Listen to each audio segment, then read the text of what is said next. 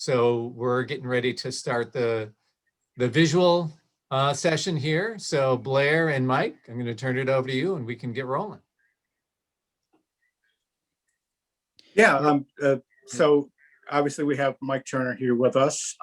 We just got out of the adjudication section, which was very helpful, a lot of great information that Mike was able to pass along to our judges. But now we're here, transferred into the directors and instructors. So I'll turn it over to Mike and we'll get started. If you guys, just on a note, I know Chuck mentioned it, if you can keep yourselves on mute, that way there's not a bunch of talking over. If you have a question, just raise your hand or put it in the chat box and we'll get to you as soon as we can. Hi, everyone. It's good to be with you again this weekend. Blair, could you give me an idea of how many people we have here that were maybe in the last That were in the last one? Yeah. I don't think there are any that were in the last one. Okay, good. So you guys are all either directors, color guard instructors, marching technicians, or whatever. I might make some assumptions that aren't quite true. Mike, yes. These are all directors. I'm looking at They're the all names. directors. Excellent. Okay, directors. So then you're going to be hiring the people that are going to be doing all this stuff. Hopefully you got I put a couple of pages of information together this week and sent it to Chuck and to Juno based on stuff that I've been seeing over the past few years. My guess is I'm recognizing quite a few names over there. The sheet that I just went over that I put together for the judges, it's a front and a back and is very small because what was I thinking? A lot of information on here that you should be aware of. This is what I was saying to the judges that you as directors and instructors want to have acknowledged on the field. If you are doing some of this stuff in the lower body and are playing while you're doing it, you want that to be acknowledged, not just by the visual people, but by the music people. You know, did you see what they were doing when they played that lick? Or did you see how fast they were traveling before that arrival? These are things that I am stressing that the judges look at, and we didn't get through all of them, but this is yours to have to keep. I'm going to use this again myself because I had to really sit down and think about some of the stuff that I've been judging over the past few years. Let me just back up a little bit since some of you are new. I want to let you know how I got to be the age I am, but I'm still doing this. It's called an addiction. I've had some great gigs, some great jobs. I was a visual merchandising manager at Nordstrom flagship store, San Francisco. Got my own store, and it was a sample store where the Nordstrom company tried everything out on me. If they wanted to reinvent yellow, it was up to me. And it was a great gig. I still wanted to come back to the people like you that I felt like I had a real bond with, that saw the world in a sort of a different way, heard the world. Now, for me, that involves a currency, which I don't value a whole lot. And it's called money. But I've had, that's a whole nother conversation. Back ages ago in the early 80s, I was teaching the Madison Scouts, but I was also dancing professionally at the same time.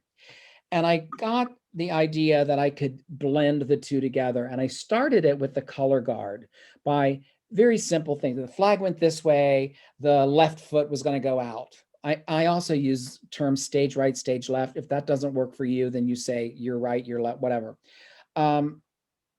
So I started putting those two things together. And at the same time, there were three other people that I can think of at the time around the country. Stanley Knupp was in the Pacific Northwest doing that. Stacy Lynn was with the Blue Devils, and Scott Chandler was on the East Coast at that time. And we started doing this. Now, words like layered responsibilities didn't exist at that time. The word simultaneous responsibility, which is on, I think, still on your sheet. I don't mean still, but is on your sheet. They kind of mean the same thing. The people that put sheets together, I know for WGI, DCI, and BOA, not so much, really like to change words around. And I actually years ago had the artistic director of the company I was dancing with looking at the GCI sheet, and under quality of technique, it had out of step and timing. And she just dropped the sheet. She said, "What the hell does that have to do with technique? If you're out of step, that's not a technical concern." And then she would say, these words already have perfectly good definition meanings. Why are you putting, well, we went through all that, but that's one of the things that we do. But what happened at the time that is why I'm still here is that I've been able to grow with it because my other passion is theater and dance and movement. And I have really enjoyed um, seeing where the band activity, where the color guard activity, where it has grown to as far as people incorporating the body total. Okay, some of the things that I have been asking your judges to take a look at is how the anatomy can affect the sound quality, the sound in general.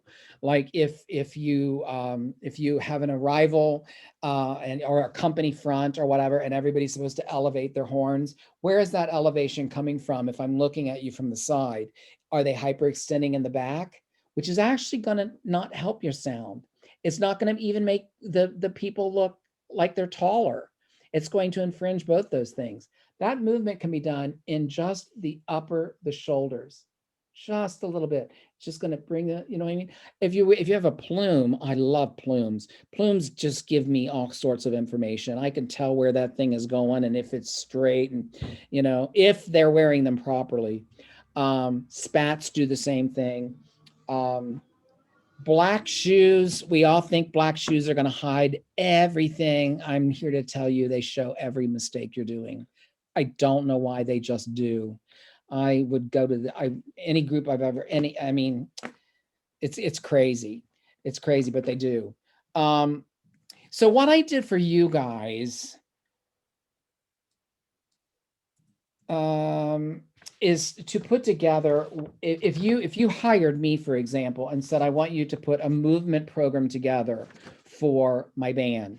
And that I no longer say, they're not asking me to just teach the color guard. We're going to have the winds, we're going to have the pit, we're going to have the battery, and we're going to have the color guard. And I'm going to have everybody for an hour and a half in the morning. Dance classes are typically an hour and a half. That's what it would take for me to get through all of this stuff on this page the first time, with explanations and reasons why. Yes, Charles. Mike, I hadn't sent that paper out to everybody, but I just emailed it to everybody here. So they now Okay, have it. perfect. They just Perfect. received it. Well, I'll go over a few of these things then, because this is sort of technical. You can read through this and you really might not know what I'm talking about. But I'm going to try to explain it a little bit before you get it. The reason that I found that bringing everybody together to work on a similar task, and it could be swinging the right leg. Now, while your right leg is swinging, I want you to do this with your left arm. Okay. Everybody in the band is working on the same thing, the same time, dealing with the same fears, the same insecurities, all that sort of stuff.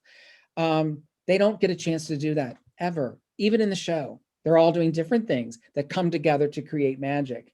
And it occurred to me years back in the 80s too, when I was teaching the Madison Scouts, how can that be expected that we only come together for 7 minutes every night, or 12 to 13, I think is what it was at the time, and create magic when we haven't created magic at 8 o'clock in the morning? So let's start there and make sure that that's happening.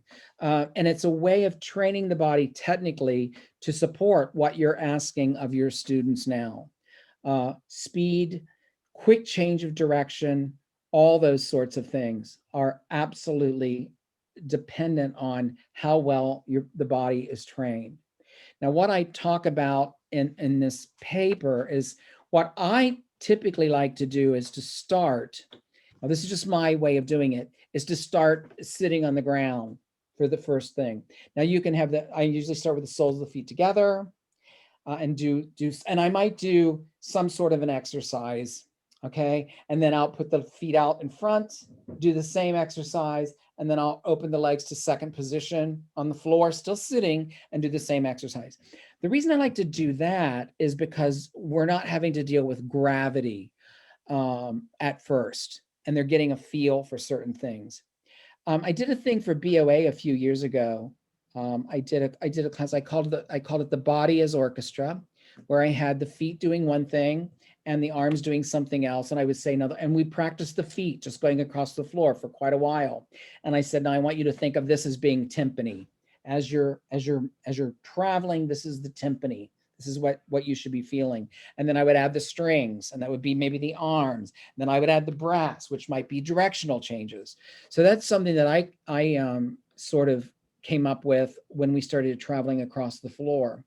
But what I wanted, the thing that I wanted to tell you that I did with BOA, besides the body as orchestra, was expressive effort qualities. Now, this is a visual thing that you should mark down: expressive effort qualities. Michael, I've got the documents up. I can share them on the screen. So if you want Yeah, to, I don't know that you need, it's on, well, I can stop it. yeah, let's just stop it and let me just Okay. talk about it. Thanks. Because you Great. guys are going to have this and it's yours and it's on here. I put expressive effort qualities. Yes. I wrote right on the third line, as with all of these exercises and the entire class, stress and make clear expressive effort qualities of movement through the use of time, weight, path, and flow. You do this with music. It's in your score. It's in your score. Okay. You have to train bodies to do that because it's not inherent, really. So that's why I put together a set of exercises like time is pretty simple, fast and slow. Weight, up and down, gravity, that's pretty easy too. Pathway, I can do different things with my arms, to get them there. It can be very direct. It can be indirect to get there. I could bring my arm right up like this, or I could do what I just did, and my arm is going to be at the same place. It just got there a different way. And flow. It just letting things go. So I put together some exercises that incorporated the upper body seated before they had to ever stand up and do it. Now, what I might do with your group after we've seated on the floor and we've done that would be to have everyone stand up. Okay. Now, stance, the way that you stand. I don't know if you stress this sort of thing. Well, it's really important. It's important visually. I don't know if it is musically. You would have to let me know that. We have what we call first position, where the heels are together, and there's a rotation in the hip sockets. Now, the feet are a great indication to me as a judge as to what's going on in the rest of the body, at least all the way up to the waist, because the joint that can move, the only other joint that can move is your hips. Your hips are going to dictate how much turnout you have. Everybody has a certain amount naturally, and we probably use, if you watch yourself today walk, you're going to see that you're probably walking slightly turned out. You're not going to be walking parallel. But we use both of those on the field to create effects of the way that we want to move, the way that we want to travel, the way that we want to be perceived. So after I've done this exercise on the floor, I would have them stand up and maybe do it in first position, okay? And then what we call second position with the legs apart. I might even do it in parallel first. There's parallel first, parallel second. There's two different things. Now, if I'm looking at your band and I see someone standing like this, next to someone standing like this, next to someone standing like this, I would ask you, what is the choice here? I can't tell how you want them standing. So that I've also encouraged the judges to ask you questions with the hopes that as you answer them, the judge will have been of some help to you. Those four things, time, weight, path, and flow, are pretty much the ways that you can achieve expression. in the early days, I would judge, let's say I'm judging a color guard contest, and in critique, the instructor might say, well, we're going to go back and put, this actually happened to me. We're going to go back later and put the expression in. It doesn't work that way. The two are interrelated. Okay. And you need to know that the expression is there. Can people try to force expression? You bet. I didn't get a chance to talk to the judges about this, but it comes in the form of theatrics. And I saw, what was I watching something. It was a commercial, and it was a commercial. Maybe you'll see it. It was a commercial for this company that takes junk away. And there was the garage opened up, and this guy said, "Can you move all this stuff?" And then the guy snapped his fingers, and all this trash went away. Well, the guy, who was a really bad actor, walked into the garage and he started doing all this surprise stuff. You wouldn't do that. If you walked into your garage and saw that it had been cleaned up, you would not start going, where did that go? I don't believe it. And believe is a word that you want to cross over. You want everything that you do to be believable. And you want the audience and the judge to experience it at the same time as the performers are doing it, to have it be believable. So, yeah, you can overdo, and I don't even call it overdo expression, but overdo gesture. Gesture is something very important, and it's a choreographic tool you should put in your toolbox because you can use it. We're on the floor, now we stand up. Now we're dealing with gravity. We're dealing with more things. Something that I use that I think could be very, very helpful to you is I give imagery. The one thing for alignment is I have everybody find their sternum with one hand and then their belly button with the other. And I want the sternum to always be just slightly in front of the belly button, because the minute it goes slightly behind the belly button, you're hyperextended. Okay. It doesn't matter how you're built, what you look like, how much you weigh, how tall you are, any of that. If you can think about that, okay, it's also going to open up the back. It's going to keep because your arms don't start at the shoulder, which is a real pet peeve of mine. It's your arms start at your spine. That's where they're connected. This intercostal muscles back here. So when you're standing, we start to think about alignment. You hear that should be on your sheets, alignment, placement, okay? Instruments up. Sometimes I have to look at, I'm asking your judges to look at the hem length and the pant. Likewise, when the instruments are up, before I will say that, their shoulders are up around their ears, I'm going to look at the costume and see if you have epaulettes or shoulder pads or anything that might be giving it that look. And sometimes I'll correct myself and say, you know what, my impression is that the neck goes away because there's so much fabric around the collar. I mean, people have to be, when you're designing costumes, people have to be comfortable. That's one of the things that I found whenever I was on stage. I hated to dance in long sleeves. A unitard I just absolutely hated it. I don't know now in reflection if I did my best. I tried, but I don't know if I did. I just was not comfortable in being completely enveloped in Lycra. It felt horrible to me. Back then, I would take my shirt off. I wouldn't take my shirt off now for anything. Anyway, so you need to understand that you're now working in a position that you're going to be playing from most often. And hopefully the visual judges are going to be helpful to you with that anatomically.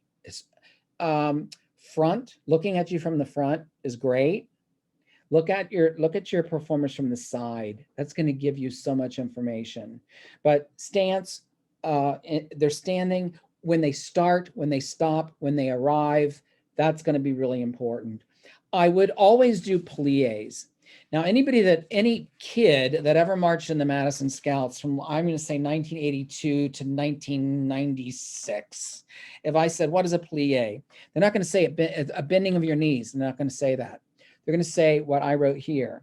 It renders the muscles and joints soft and pliable, the tendons and ligaments long and elastic.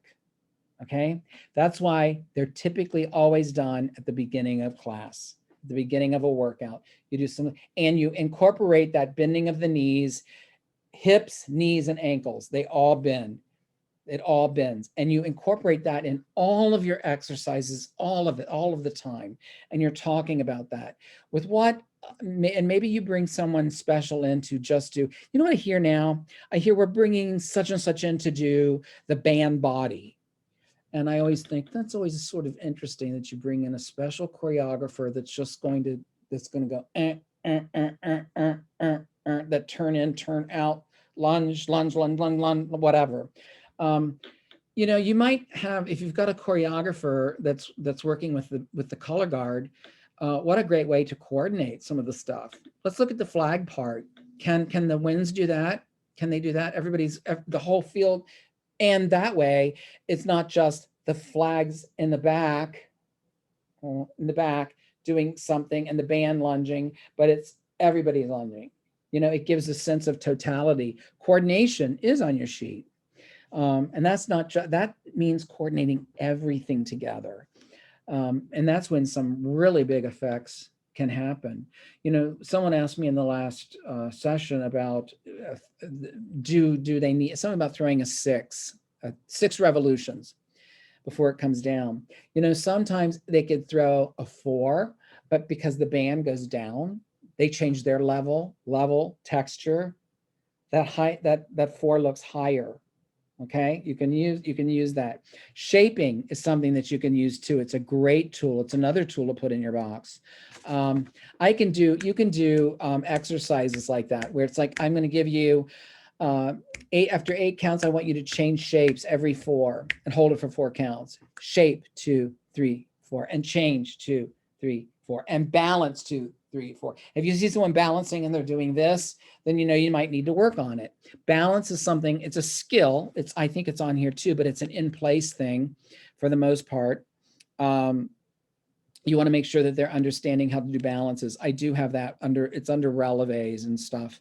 The opposite, and I'll tell you that it reads, the opposite of a plie, folding in the hips, the knees, the ankles to work on the muscles, joints, tendons, and ligaments, is to rise up. And when you rise up, it really shows. And it's like one of those things that you do here, but you have to keep the heels forced forward. I wrote that word down and I told the judges that I think, I was trying to think of this too, the only time I ever used the word force, and I just don't think I use that word. But I do when I teach, and it's the heels. I'll say you have to force the heel forward. Something that's really, really bad, and it happens in our activity a lot, and it's when the foot, let's say this is the foot and this is my heel. I'm saying keep the heel force forward. Even when if you're marching like this, you want to think of this coming forward. You don't want to march on the outside of your foot. Okay, you getting strength out here is not going to help you. You want to strengthen the inside of the foot and the leg. Okay, so what we call sickling is when the foot goes like this and you're really stretching the outside of the foot. A sickled foot does not, it's a really, really bad habit. And if you don't correct it early on, it's going to cause you a lot of problems. It's going to cause you a lot of problems. So you want to really work on that. You want to know that you have someone in front of your band that knows that. So sickled feet, you want to make sure that they're understanding how to use the insides of the legs. Where does this really show up? When you rise up and into what is called a releve or an eleve. It's when you go up on the balls of the toes. You don't have to go that far up. You can go up in increments. But if they start to rock on the outsides of the feet, that's not a good thing.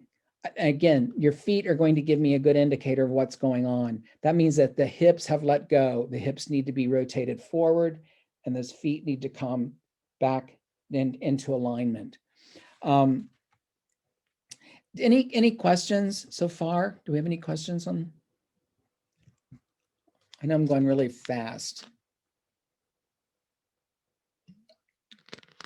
Okay, there are exercises, believe it or not, to develop your feet, to go back to what I was just saying, to really make sure that the feet are sharp and they're, we're seeing a lot of this stuff, and they're listed on your sheet, like midway down. It says, I'd like to give you a reference and keeping the sternum slightly forward. I gave you that. That's on there. So some of the stuff you don't even have to write down. This image when traveling, running, or marching, it works. It works. It works. You want to try it. You want to give it a shot. Look at. Put your band in a block and have them travel. What we call in the dance world, across the floor. And you're not going to stand in front of them and watch them come towards you. You're going to stand on the side and watch them pass you. That's a judge's dream. I can tell if you are all being taught the same way, if you all have the same information from looking at you from profile.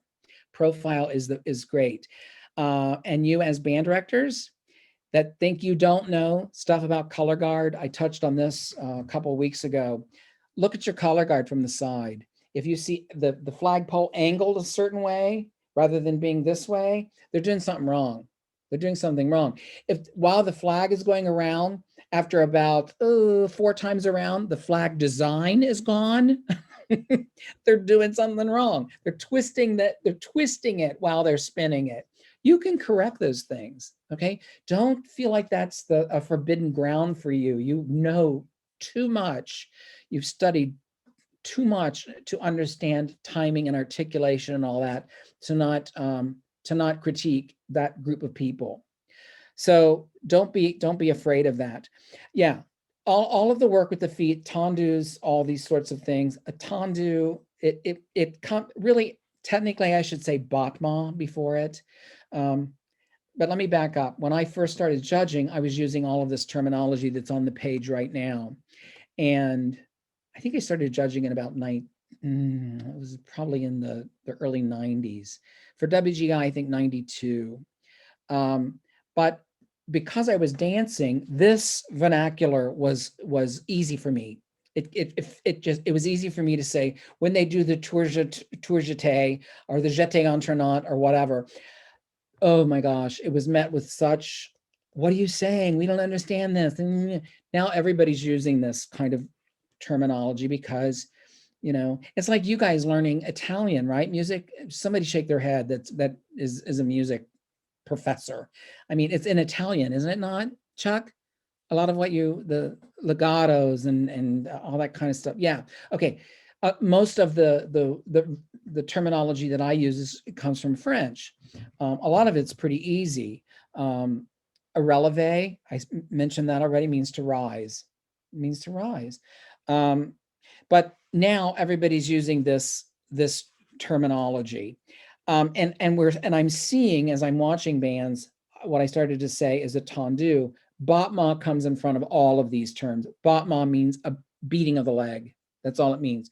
So a tendu is the foot stays on the floor. You develop strength. You develop speed.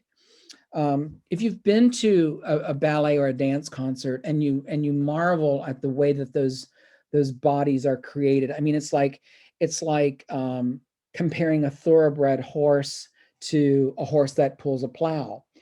The horse that pulls a plow is beautiful in and of itself. I mean, the hips are huge, the legs are strong because it's intended to do a certain thing.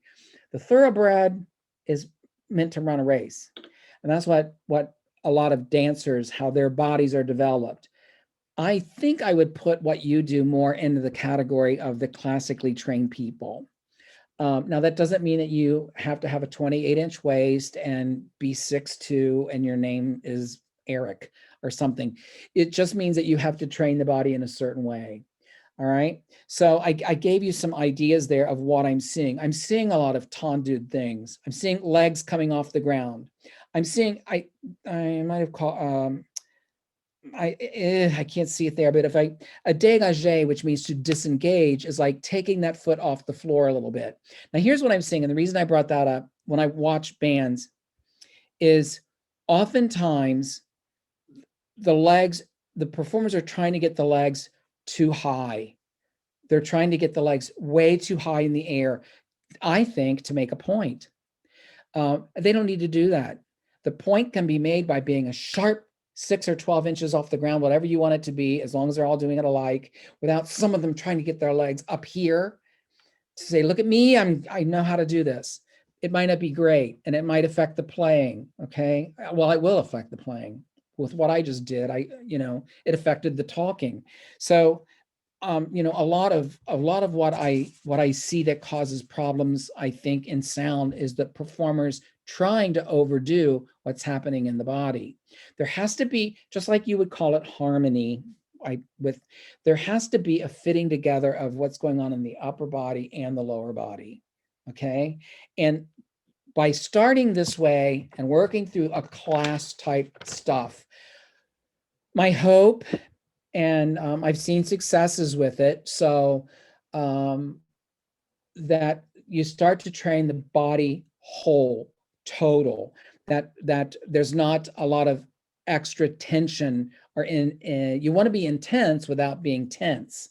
And my hope is that you start to develop that harmony in the way that the breathing occurs. I promise you, it's been done, it's been proven. Go on YouTube and look at some of these dance pieces. If you didn't look at the Twyla Tharp piece from the last time that we talked about, I didn't really have a chance to show it. I think I was talking about expressive effort qualities, or what I would consider an aesthetic type of effect. Look at In the Upper Room. Look at some of the things from In the Upper Room. Also the costuming and the lighting and some of that stuff. We just touched on general effect about production value, but that would be a whole nother thing for us to talk about. Something that appears on the reason that I want you to start thinking about training this way, something that appears on the other sheets that I work with, it's not really on yours, is we take into account risk. And risk isn't necessarily dangerous. Well, yeah, it is. There's a lot of the instructors wanted that word to be put on the sheet because they started using set pieces and elevating the bodies, and what could be done. In the Broadway theater, if you're off the floor a certain amount of feet, your pay increases. So people that are in Phantom of the Opera that have to run across bridges and stuff, or jump into an open stage, they get more money for doing those kinds of things. So I might say, as a field judge, that your sets are a little bit unsteady. They're not. The stairway is jagged, or there's screws sticking out, or I might bring some of that, and hopefully you'll hear that in the name of friendship, that it was meant, that can be fixed.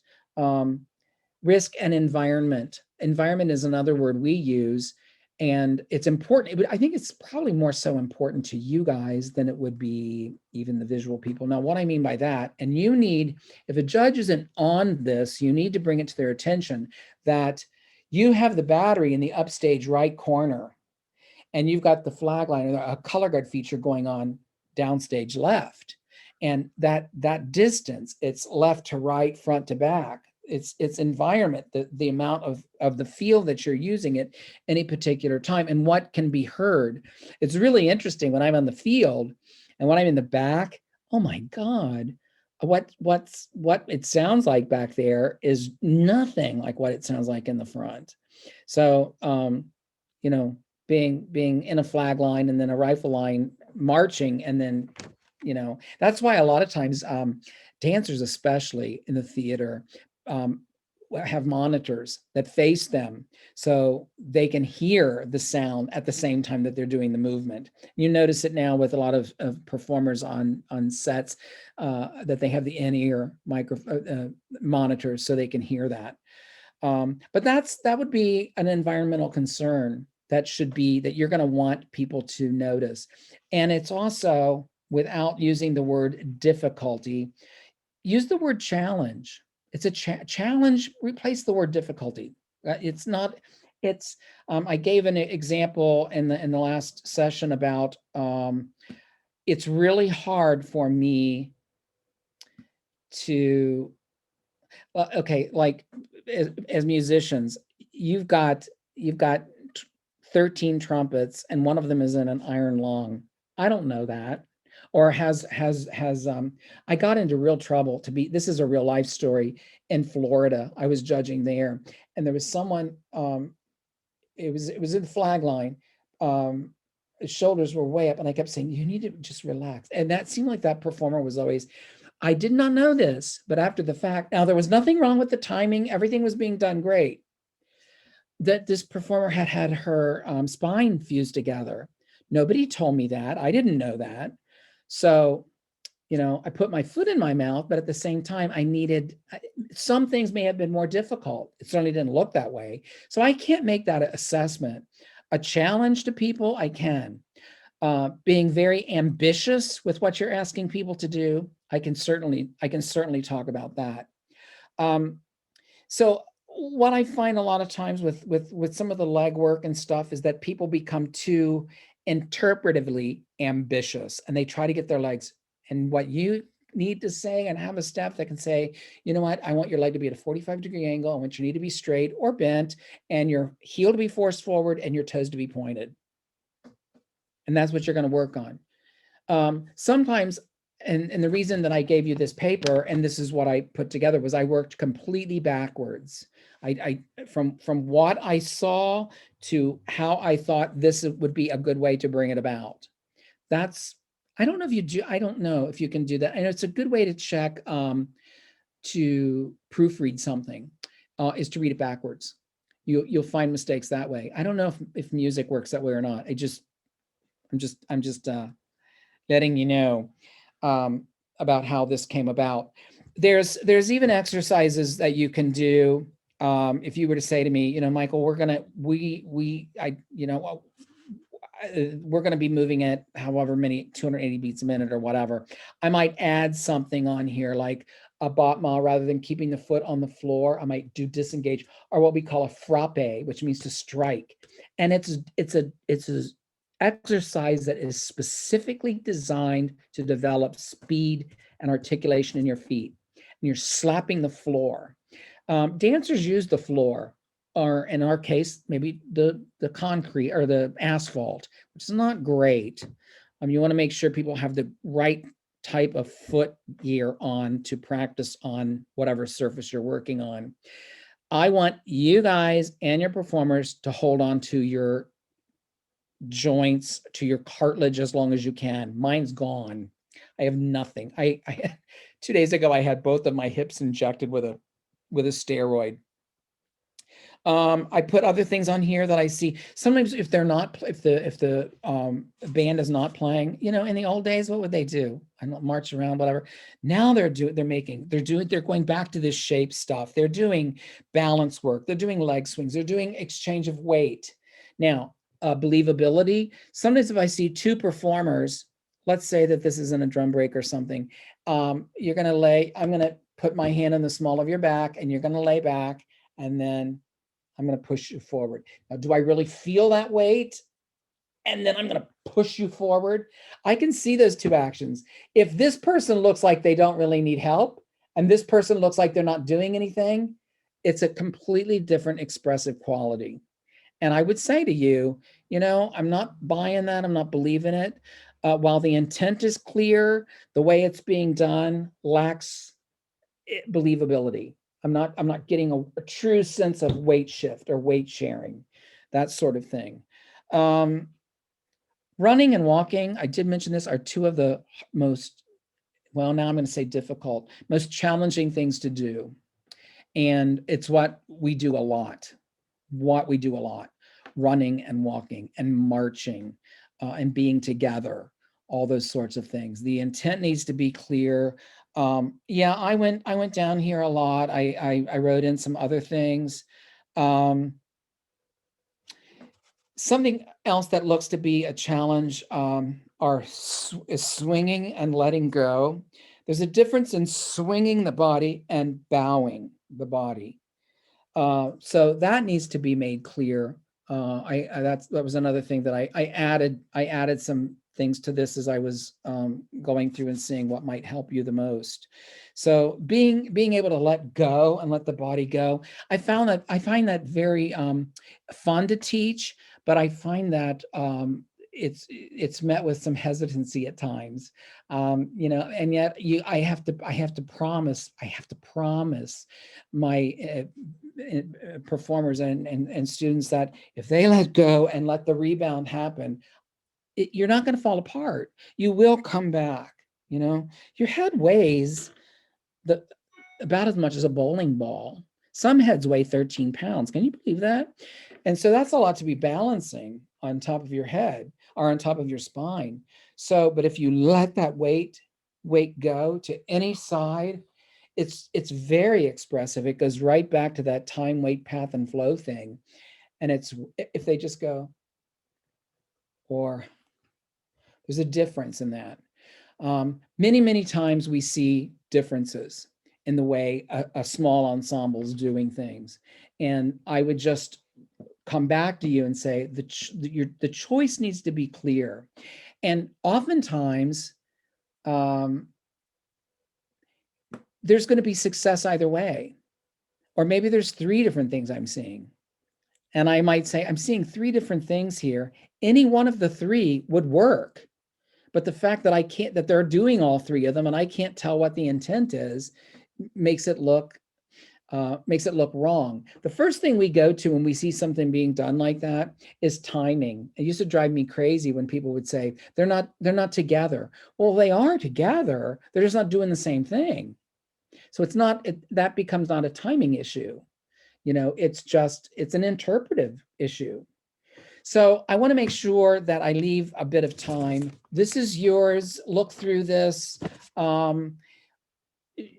I'd like to say that the people that you choose to hire or that you work with that's doing all of this stuff will follow some sort of this isn't biblical or anything like that, but that they maybe even have them write up a syllabus for you of what they're going to work on after you say, this is what I'm hoping, talk with the drill designer, this is what we need to have happen, blah, blah, blah, blah, blah. I told the last group too, that being on the field, I love following the battery around. I mean, it's just insane what some people are asking them to do. With a lot of weight that naturally causes the body to want to hyperextend just because of all that weight in front. And yet at the same time, I'm going to ask you to keep your sternum in front of your belly button. I worked with someone last summer who make sure that person's not on here. I don't think they are. It doesn't matter. The thing it was a young person who was a marching tech, who I was told had a minor in dance, which, it's like getting, you do the paperwork, you do what you guys have done musically. I admire a whole lot. I mean, it blows me away. To get a degree in art, I mean, do you really have to be Rembrandt? I don't know. I'm not sure. You tell me. But this guy, he was young, but he would say to the group often, find your center. Now find your center. And I finally said, do they know what you're talking about? And which one of your bestest teachers used to say to you all the time, find your center, find your center? Because unless people have done centering work and sit-ups and understand where the core comes from, they're not going to know. They need to know what the center is all about. It's important. Yes, it is important. Through some of this stuff, I would emphasize that whole core work, the center work. A lot of the movement we're seeing now is coming from, not just from dance, it's coming from yoga. A lot of yoga poses. a lot of Pilates work. That the source of that stuff is coming across a lot. I've been reading a lot about other forms of native dance. I'm reading an article right now about some Indian dance, which is fascinating because there's a loving camaraderie between the drummer and the dancer. They have this give and take. Okay, where a lot of I took some classes from this amazing woman at the University of Wisconsin in Milwaukee, who taught some African rhythmical stuff, some of the hardest stuff I've ever done. And the interesting thing is that a lot of the women would do these dances and they would have long skirts on, so you couldn't really see it, but it was happening, you know. So you just being able to expose yourself, finding the time to make yourself aware of what you want to do, and having the right people in place to help you make that happen. Do we have any questions? I mean, I know I covered a lot of information and yet didn't even really get into that paper a whole lot. So if I could, I'm really curious. First of all, thanks for a lot of great info. I'm curious if there's something that you're seeing a lot of bands attempting to do that is tending to be highly unsuccessful for most of those groups, that it would be better that they just maybe stop trying to do. That's an excellent question. The biggest thing I've been seeing people do is overdoing it.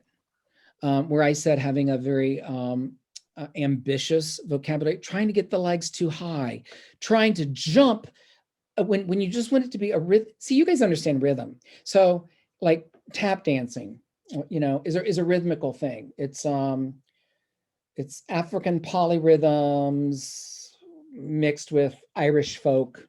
It's pretty in place. Now it can travel choreographically. You can make it travel, but say you just have something where the trumpet comes down and they jump. They just do a little jump, 2 feet to 2 feet. They tuck the legs up under, which is great. You've made your point. But what I often see is that jump, try to get to the top of the moon or whatever. It's not about height. It's just a rhythmical thing that you want to have happen in the lower part of the body. So legs being too high, not understanding. I was telling the other group too, I'm starting to think when I see someone jump, not just about going up, I'm thinking of the coming down, the descent. Descent has become a new part of my vernacular. But yeah, trying to overdo things, not knowing clearly where their legs should be when it's to the side.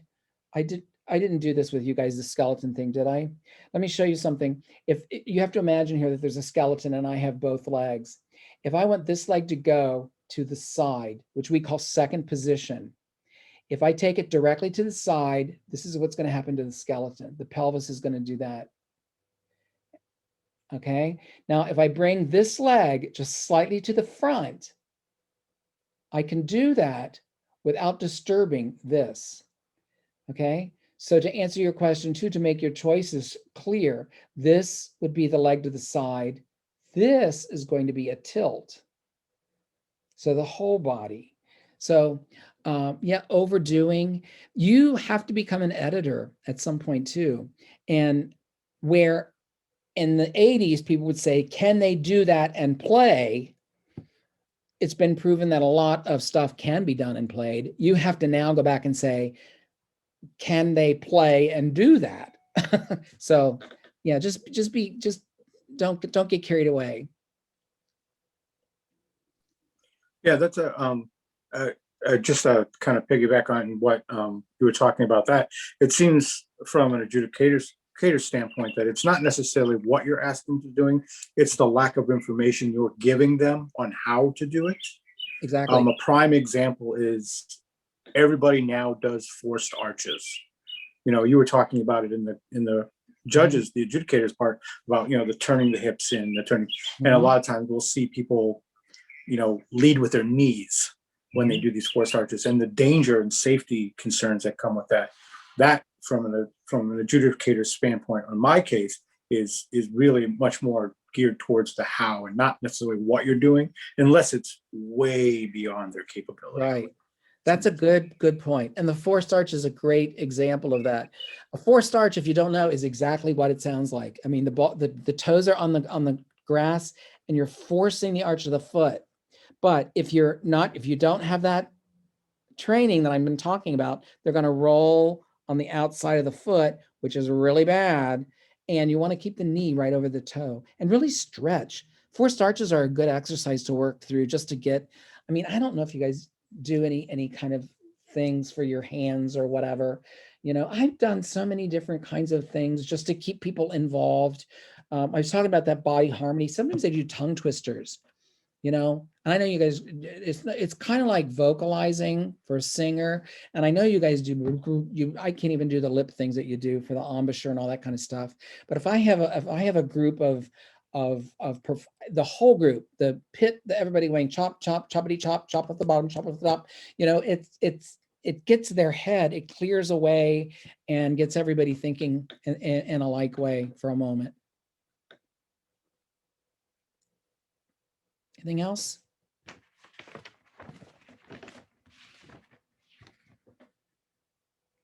Find your center is a great thing. You know, you just have to make sure that everybody knows, you know, I have to be, you know, I'll be careful about this, but I'll close with, I started out in a marching band, and I went into drum corps and then was color guard. And then I was asked to teach, and I was with the Madison Scouts for 18 years.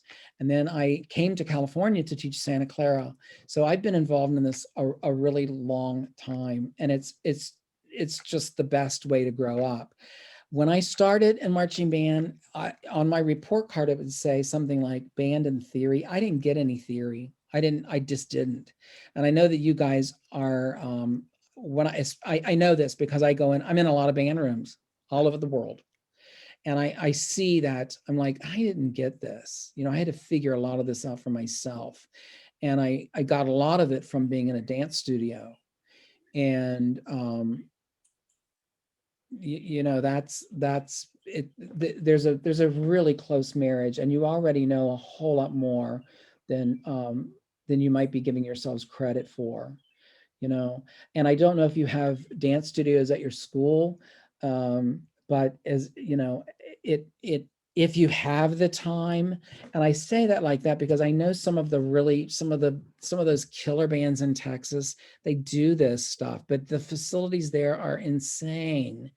You know, I mean, where they can bring just the trumpets into the dance studio, use the mirror. We can talk about a mirror, the pros and cons of that at another time. When I was traveling with the drum corps, whether it was